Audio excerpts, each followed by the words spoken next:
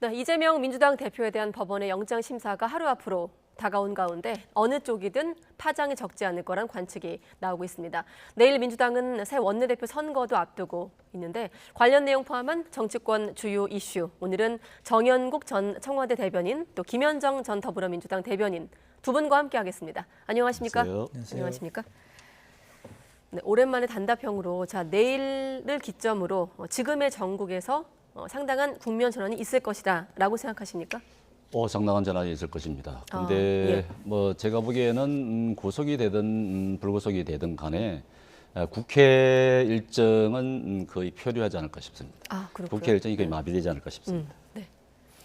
저도 대단히 이제 큰 기류 변화가 있을 거라고 예상되는데 네. 이제 내일부터 내일 영장 실질 심사의 결과와 상관없이 그 동안에 정부 여당에서 계속해서 비판해왔던 방탄 프레임 이제 소멸되거든요. 그럼 이제 온전하게 윤석열 네. 정부의 무능이라든지 뭐 폭력적 국정 운영 이런 것들에 대해서 국민들에 대한 심판을 제대로 받아야 될 것이고 더불어민주당도 선명 야당의 모습으로 국민 항쟁, 국민들과 함께 싸워나가겠다고 천명하기 때문에 그와 관련된 이제 정부에 대한 심판 이런 것들이 이제 부각될 그런 타임으로 바뀔 네. 것이다 이렇게 예상합니다. 국회는 표류할 것이다. 또 하나 방탄은 소멸될 것이다라는 두 분의 생각을 좀 밑바탕으로 해서 내일 이후의 시나리오를 하나씩 전망해 보겠습니다. 일단 이재명 대표가 출석 의지가 강하다 이렇게 알려지고 있는데 아직은 내일 나갈 것이다 이렇게 확정된 내용이 들어오질 않고 있어요. 제가 여기 들어오기 전에 그래도 확인해 봤는데요. 네. 내일 나가신다고 합니다. 예, 의지가 지금 강하시고요. 지금 예. 약물 치료하고 회복식 같이 병행하고 있는데 네. 그 상태가 지금 호전 중이라고 하고요. 변호사랑 지금 상의하고 있다라고 합니다. 이제 다만 이제 또 혹시 또 모르니까 갑작스런 뭐 건강 이상이나 이런 것들이 있으면 또 모르겠지만 지금으로서 확인된 바로는 내일 출석하는 게 확실합니다. 내일 출석 의지가 강한 것을 넘어 거의 확정적이다라고 예, 보시는 거고. 자, 단식 얘기하셨으니까 사실 단식의 명분이 대통령의 사과, 또 국정기조 전환 같은 윤석열 정부가 견제가 목적이었는데 특별히 얻어낸 것이 없다라는 게 전반적인 평가인데 잠깐 평가를 좀 들어볼까요? 이재명 대표의 단식은 본인이 구속을 피하는 것이 목적이었습니다. 그렇기 때문에 본인이 세 가지 조구 조건을 제시를 했습니다만은 그거와는 전혀 별개로 본인의 구속을 피하는 유일한 목적이 그것이었기 때문에 내일 영장실질심사에 응할 것이라고 봅니다. 휠체어를 타고라도 네. 나가는 모습을 보일 것입니다. 왜냐하면은 자신이 이 구속을 피할 수 있는 수단이 있다면은 모든 것을 다 동원해야 되는 그런 상황이고 또 처음부터 그렇게 왔기 때문에 네. 아마도 내일 아마 어떤 뭐 휠체어를 타고 나가는 모습을 연출을 하면서 본인의 의견을 판사 앞에서 충분히 얘기할 거라고 봅니다. 네, 김 전 대변인께도 같은 질문 드리면 주말에 이제 단식 중단됐기 때문에 어떻게 평가하십니까? 아까 방탄 소멸 이런 화두를 말씀하셨는데. 윤석열 정부의 전면적 국정 쇄신을 걸고 시작한 이제 단식이었는데 뭐 윤석열 대통령은 누가 단식하라고 했냐라는 식으로 무시했고 네. 여당은 뭐 조롱과 폄하를 일관하지 않았습니까? 그럼에도 불구하고 야당 그 대표로서의 그 선명성이 부각됐다고 저는 보고요. 그 단식 투쟁 24일 동안에 우리 당뿐만 아니라 그 시민단체 등 그 노동계라든지 뭐 종교계 이렇게 민주 진영들이 다 찾아와서 윤석열 정권의 폭력적 국정에 맞서서 같이 싸우겠다라는 내부 결속들이 상당히 다져진 것도 하나의 성과이고요. 네. 또 그다음에 자꾸 이제 검찰과 여당에서 방탄 프레임을 걸고 있지만 이 과정 속에서도 그 검찰이 1년 6개월 동안에 그 무리한 표적 수사, 야당 탄압성, 정적 제거용 표적 수사를 하고 있다라는 것도 국민들께 많이 알리는 계기가 되었다. 이런 것들은 하나의 성과라고 저는 생각합니다. 네. 자, 이제는 법원의 시간입니다. 아까 검찰 기자도 혐의 소명과 증거 인멸이 내일 법리 다툼의 쟁점이 될 거라고 했는데 나경원 전 의원이 이런 얘기를 했습니다. 어떤 판사를 만나느냐에 따라 로또 같다. 구속 사유는 충분한데 로또 같다. 어떤 의미일까요? 뭐 판사를 누굴 만나느냐에 따라서 달라질 건 없고요. 뭐 구속 여부는 증거 인멸과 도주 우려겠죠. 도주 우려라고는 뭐 볼 수는 없을 테니까 증거 인멸의 부분이 가장 클 것이라고 봅니다. 네. 증거 인멸은 제가 보기에는 충분히 이 판사가 가능성이 있다고 볼 것으로 예상이 됩니다. 왜냐하면은 그 재판 과정에서 서류가 유출이 됐다든가 또 뭐 그 검사 사칭 과정에서 재판 과정에서도 또 증거 인멸의 그 시도가 있었고 또 특히 이화영 그 부지사의 재판 과정에서 그 이재명 대표는 자신의 측근을 이화영 대표 부인에게 보내서 회유를 하고 이화영 부지사의 부인이 탄원서를 제출하고 또 변호사를 바꾸는 등을 해서 재판을 굉장히 지연시키는 재판을 방해하는 그런 과정들을 겪은 것을 보면은 네. 그런 부분에 대해서 판사가 굉장히 엄중하게 보지 않을까 싶습니다. 그런 부분을 피해가지는 어려울 것으로 저는 생각이 됩니다. 저는 저 나경원 전 의원이 판사 출신이잖아요. 근데 판사는 헌법과 그 법률에 따라서 기준을 가지고 이제 판단하는 건데 판사의 성향에 따라서 로또를 맞을 수 있다 뭐 이런 식의 표현들은 대단히 부적절한 것 같고 국민의힘은 그전에도 계속 김명수 대법관 체제하에서의 판결들을 부정하는 듯한 발언들도 하시고 또 이제 상권 분립에 있어서의 그 대법원 판결을 부정하는 뭐 강제징용에 대한 불법성을 면제해주는 그런 제3자 변제 방식을 밀어붙인다든지 또는 그 공천 그 이제 사면을 내갖고 또 강서구청장 보궐선거에 책임 있는 분을 또 공천까지 하는 이런 일들이 벌어지고 있는데 그건 대단히 적합하지 않다라고 저는 생각을 하고요. 네. 지금 그 검찰에서 구속영장 구속 사유로 적시한 것이 두 가지 아닙니까? 그 범죄의 중대성과 증거 인멸인데요. 범죄의 중대성과 관련해서는 뭐 배임의 액수라든지 뇌물 액수가 50억, 1억 이상으로 높기 때문에 그게 만약에 사실이라면 가중 처벌된다라는 의미 아니겠습니까? 그런데 이재명 대표 같은 경우는 혐의 자체를 부정하고 있고 또 그리고 오히려 이게 지금 백현동과 대북송공권은 배임과 제3자 뇌물이잖아요. 이것들은 뭐 전문가들이 다 얘기하듯이 대단히 법리 공방이 필요한 그런 범죄들이어서 네. 오히려 구속시키지 말고 피의자의 방어권을 보장해 주던다라는 의견들이 더 우세하거든요. 그래서 남은 게 이제 증거 인멸입니다. 증거 인멸인데 그동안 윤석열 검찰에서는 백현동 건도 그랬고 대북송공 건도 그랬고 증거가 차고 넘친다라고 했거든요. 그럼에도 불구하고 각각의 것으로 구속영장을 청구하지 못하고 병합했단 말입니다. 네. 거기다가 10년 전에 이미 무죄 판결을 받은 그 이중고사 건까지 다시 끄집어내고 한 개를 더 추가해서 세 가지를 가지고 이제 증거인멸이라는 증거인멸 우려가 있다라고 이제 가장 많은 페이지를 할애해서 지금 주장하고 있는데 저는 오히려 이것이 증거가 그동안 충분한 증거가 없기 때문에 없다는 것을 반증하는 거 아니냐라는 그 생각을 좀 들고요. 네. 아시겠지만 뭐 지금 그 이 사건이 백현동과 대북송공권 사건은 성남시장과 경기도지사 시절의 얘기 아닙니까? 그리고 성남시장과 도청을 수백 차례 압수수색해가지고 무려 뭐 6만 7천 건에 달하는 자료들을 다 압수해 갔거든요. 그러니까 인멸할 증거 자체가 없고요. 또 우리 당사랑 본청까지도 압수했거든요. 근데 네. 어떤 증거가 더 필요한 것인지를 잘 모르겠습니다. 그래서 저는 이 영장 신청은 내일 실질 수사를 받으면 기각될 가능성이 높다 이렇게 생각합니다. 네, 체포동의안 표결 국면에서 이제 민주당이나 이재명 대표 좀 시각에서 관심을 받았다면 내일 구속영장 발부, 구속이냐 기각이냐 여부에 따라선 검찰이 또 입지에 또 변화가 오는 것 아니겠습니까? 바꿔 말하면 이제 수사의 정당성과 관련된 부분인데 뭐 영장이 발부되든 기각이든 파장은 크겠습니다만 기각될 경우에 그 사유 또한 좀 앞으로 미칠 파장이 있을 것 같습니다. 네, 어떻게 예상될까요? 저는 뭐 기각될 경우는 없을 것이라고 생각이 되는데 그렇게 네. 된다 그러면은 검찰이 그동안 2년 넘게 수사한 부분에 대해서 불신을 받게 되겠죠. 네. 그렇지만 검찰이 지금까지 언론에 보도된 증거 자료 그 외의 것들을 많이 가지고 있을 것이라고 생각이 됩니다. 그런 구속영장 심사 서류에 많이 반영이 될 것이라고 보는데 저는 구속될 사유가 거의 없다고 보고요. 내일 뭐 결과는 뭐 예측을 할 수는 없겠습니다만은 제가 생각하기에는 사유 자체가 구속될 사유가 충분하다. 저는 그렇게 생각이 됩니다. 근데 이제 구속 사유가 범죄 혐의가 소명이 되고 증거 인멸과 도주율의 세 가지 아닙니까? 그런데 이제 범죄 혐의가 소명되었는데 증거 인멸과 뭐 범죄 혐의의 소명은 있지만 뭐 네. 증거 인멸 도주율가 없다든지 또는 이재명 대표의 건강 때문에 뭐 구속을 안 시킨다든지 이런 정도가 되면은 그나마 이제 윤석열 검찰에서 체면 치레는 하는 것인데 범죄 혐의의 소명 자체도 인정이 안 되면은 그야말로 정말 이거는 그동안에 표적 수사, 정적 수사를 했다는 것이 확인되는 것이기 때문에 윤석열 검찰에 대단히 큰 이제 역풍이 불 것이고 네. 윤석열 대통령도 조기 레임덕이 올 수 있는 대단히 큰 후폭풍이 예상됩니다. 네, 민주당 같은 경우 지금 뭐 영장 발부 여부 또 기각의 어떤 내용에 따라서 여러 가지 시나리오를 상정해 놓고 대응 방안을 짜고 있을 텐데 일단 민주당이 말한 최악의 상황, 이제 구속의 경우에도 대표 권한을 좀 적정하게 행사해야 된다는 게 이를테면 친명의 입장 아니겠습니까? 그렇다 보니 옥중 출마,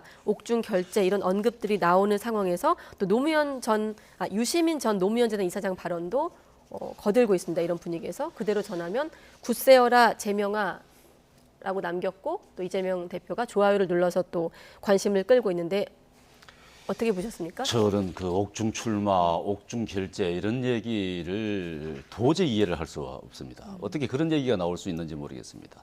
사실 이재명 대표 같은 경우는 그렇지 않습니까? 당대표가 되고 국회의원이 되고 한 지금 2년 동안 내내 그 이후부터 계속 지금 이 민주당을 자신의 사당화처럼 그렇게 운영해 왔던 건 아닙니까? 오로지 자신의 사법 리스크를 피하기 위해서 그렇게 운영을 해왔는데 그 구속이 됐는데도 불구하고 옥중 출마를 하고 옥중 공천을 한다, 옥중 결재를 한다. 이거 국민들 앞에 그런 얘기를 할 수 있는지 모르겠습니다. 이것은 지금 민주당 같은 경우는 지금 좀 신중하게 국민들을 바라보아야 될 시점이라고 봅니다. 지금 민주당 내 사정이 함몰되어 있는데 사실은 국민들로부터 얼마나 따가운 시선을 받고 있는지를 지금 인식을 못하는 것 같아요. 지금 민주당은 국민의 세금으로 지금 상당 부분 운영되고 있습니다. 네. 아마 연 한 800억 이상이 아마 국민 세금이 지원될 겁니다. 국고보조금으로. 그런 부분에 대해서 국민들의 호주머니에서 나오고 있다는 그러므로 해서 당이 운영되고 있다는 사실을 전혀 인식하지 못하고 국민들을 바라보지 못해요.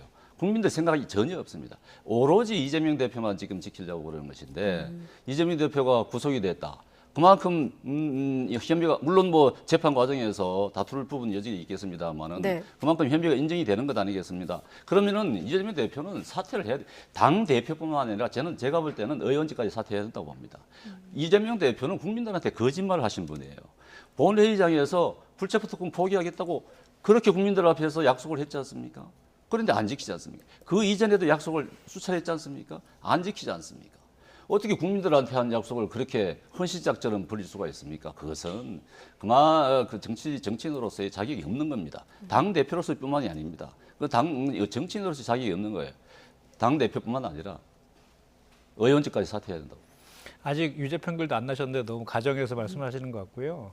이게 당과 그 지지자들에 대한 결속을 위해서 한 말 같아요. 그래서 이제 이게 사실은 이게 검찰의 이 수사가 명확한 그 표적 수사는 맞지 않습니까? 왜냐하면 이게 유력한 대선 후보고 야당 대표이기 때문에 1년 6개월, 거의 2년 가까운 기간 동안에 계속해서 수사를 하고 있는 거잖아요. 네. 홍준표 대구시장조차도 특수부 수사는 2개월 안에 종결해야 한다라고 얘기하고 있고 국정농단 사건도 70일 만에 종결을 했거든요. 근데 지금 계속해서 수사를 하고 있잖아요. 그러니까 야당 탄압용 정적 제거용 표적 수사라는 것은 저희 민주당에서는 분명하게 그렇게 생각을 하고 있는 거고, 다만 조작 수사의 주장에 대해서는 재판을 통해서 진위업을 이제 따져봐야 되는 문제가 남아 있는 거죠. 그런데 왜 굳이 제1야당의 대표를 헌법상의 원칙인 불구속 기소, 무죄 추정의 원칙까지 입에 가면서 꼭 인신을 구속시키기 위해서 이렇게 하느냐? 그리고 그 수사하는 과정에서 수많은 셀 수 없는 피의 사실을 공표하고 공무상 기밀을 누설하면서 이렇게 범죄화시키고 악마화시키느냐에 대해서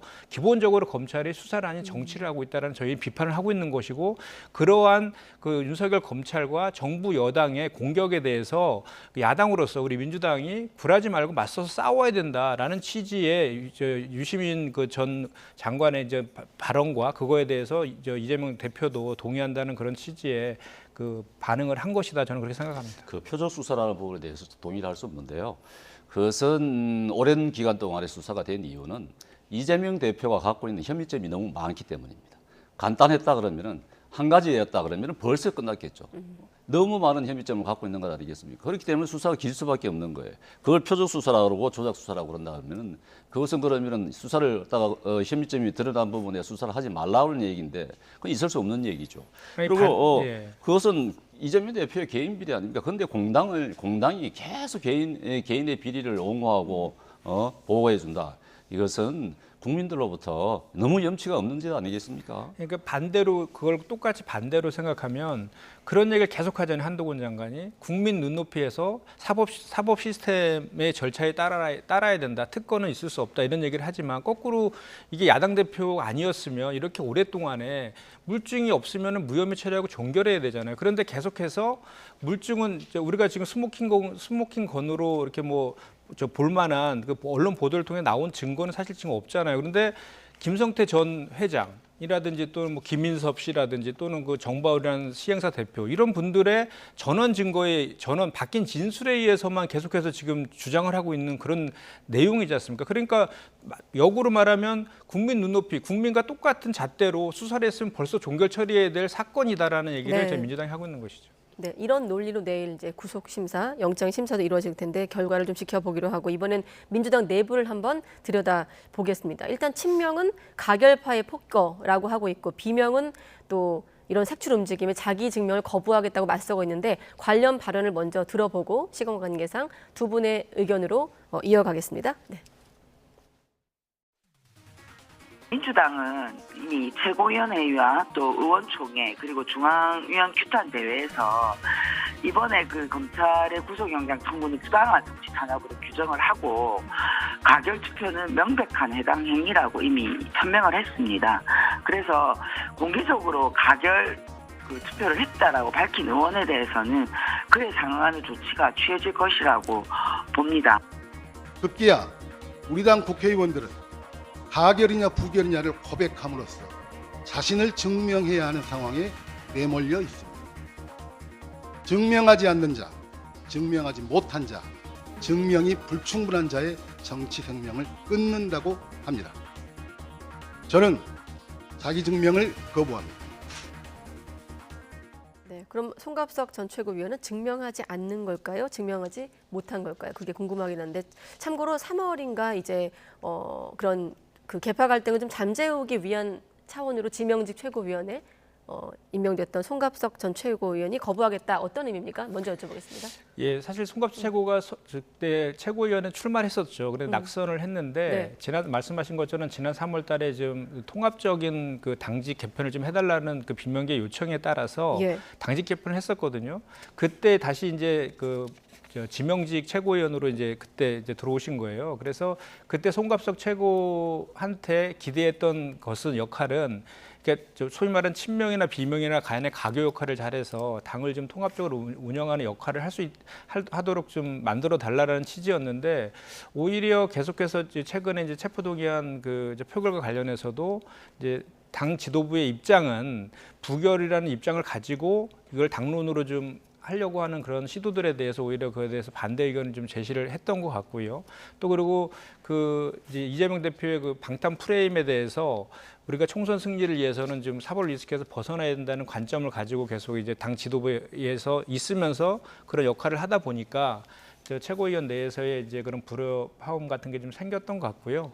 그리고 이제 본인은 지금 뭐 이게 헌법상의 권리이고 무기명 투표를 한 것이기 때문에 이것을 그 의원의 양심으로 한 것인데 이걸 밝히라 한 것은 문제가 있다는 취지겠지만 또 반대로 얘기해 보면 그 정치인의 특히 최고위원 아니겠습니까? 그리고 최고위원회는 분명히 부결로 입장을 정리했기 때문에 고민정 최고도 그런 이유에서 본인의 입장을 밝힌 거 아닙니까? 당당하게 본인의 입장을 밝히고 그런 이유에 대해서도 얘기하고 또 정치적 행위에 대해서 그거에 대해서 또 판단을 받는 것도 책임 있는 정치인의 자세다 저는 그렇게 생각합니다. 네.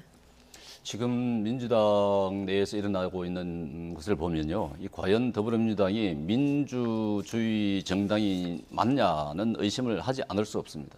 어떻게 국회의원이 무기명 비밀 투표를 한 걸 가지고 그 당원들이 가결 투표를 했는지 부결 투표를 했는지 물으면서 거기에 대해서 의원들이라고 하는 사람들이 양심에 따라 투표를 한 사람들이 거기에 또 다 응답을 합니다. 나는 부결 투표를 했다. 나는 가결 투표. 이게 어느 나라 정당입니까? 이게 도대체 저도 도저히 이해를 할 수가 없어요.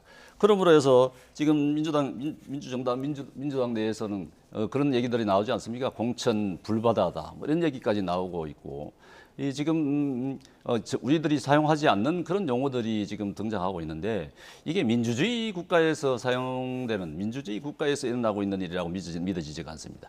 그야말로 전체주의 국가에서 일어나는 일들인데.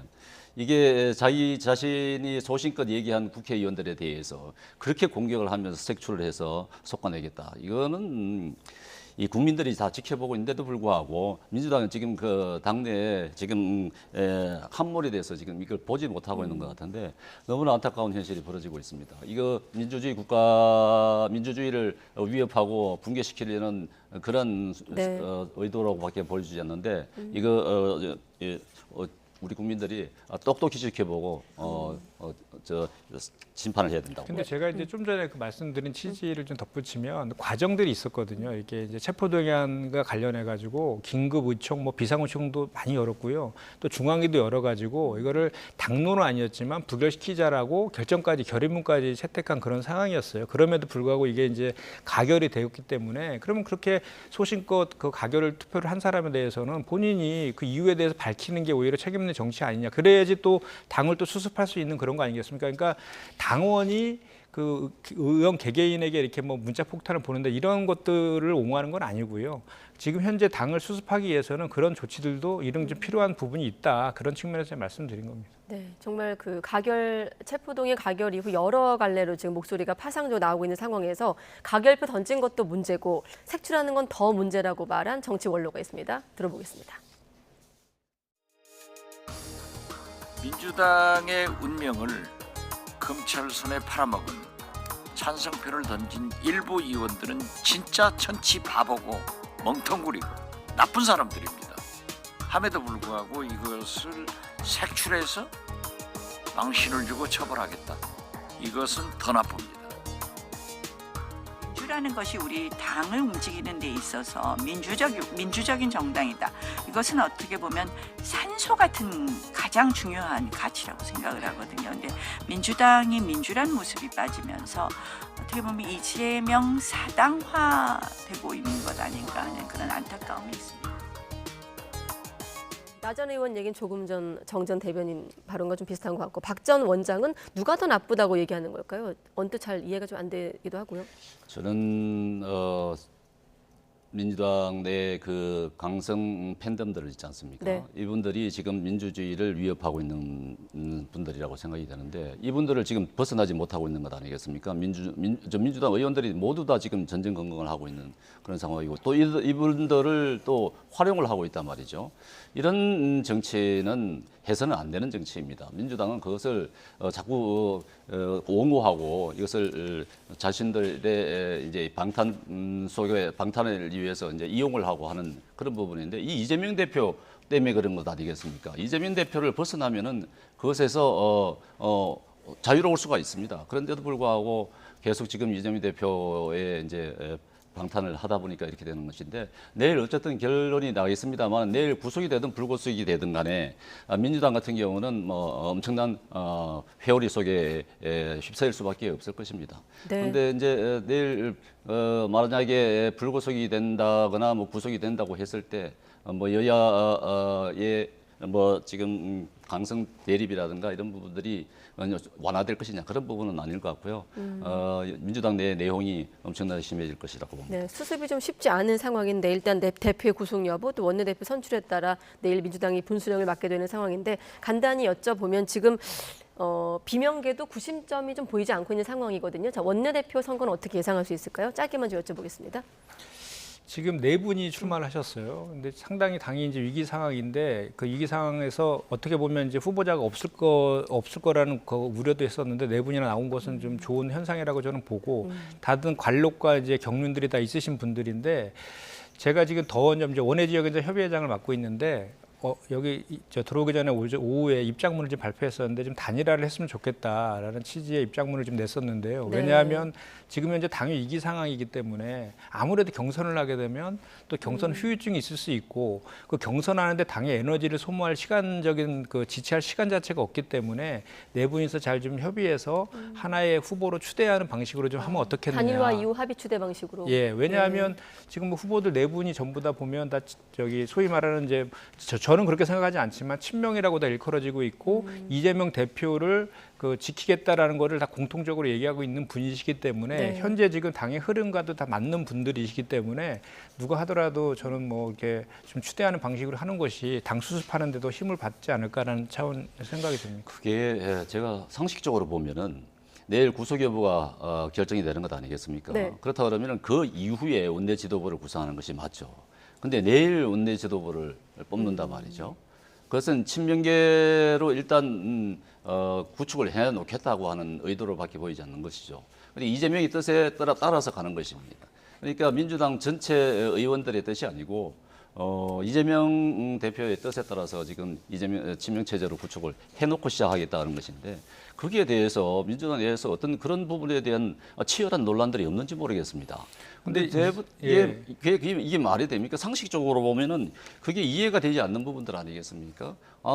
끝까지 친명을 가겠다. 그러니까 옥중농촌이 나오고 하는 거, 옥중길제가 나오고 하는 것인데 네. 이재명을 벗어나지 못하겠다.